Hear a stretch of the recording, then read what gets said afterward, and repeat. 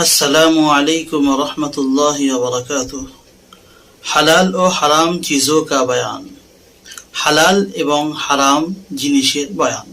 কোন সমস্ত বস্তুগুলো আমাদের জন্য হালাল এবং কোন সমস্ত বস্তুগুলো আমাদের জন্য হারাম, কি খাওয়া আমাদের জন্য চলবে কি চলবে না, সেই বিষয় আজকে শোনাবো।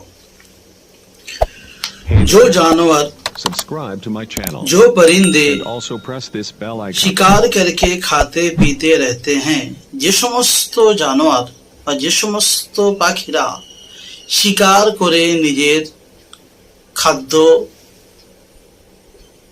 নিয়ে এসে খায়, শিকার করে খায়, উনকে গিজা ফকত গন্দগি है, বা এমন জানোয়ার যাদের খোরাক শুধু নাপাকি বা নোংরা জিনিস খাওয়া, উনকা খানা জায়েজ নেই, এইরকম জানোয়ারকে খাওয়া জায়েজ নেই।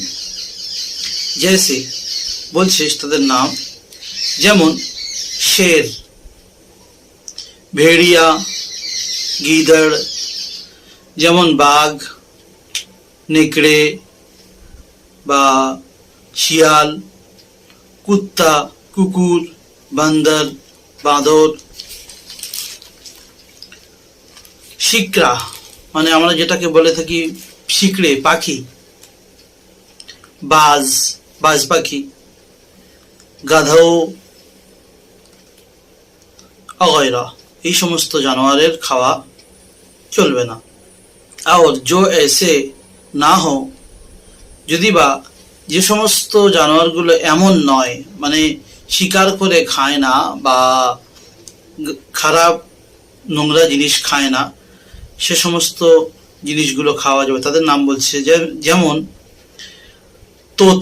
তোতা পাখি, ময়না পাখি, ফাখতা এক ধরনের এও একটা পাখির জাত, সম্ভবত কোনো এক ধরনের একটা হাঁস জাতীয় পাখি হবে।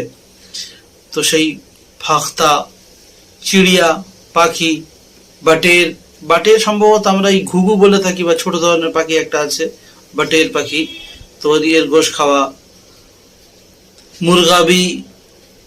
মুরগির গোশ, কবুতর, পায়রার গোশ, পায়রা খাওয়া।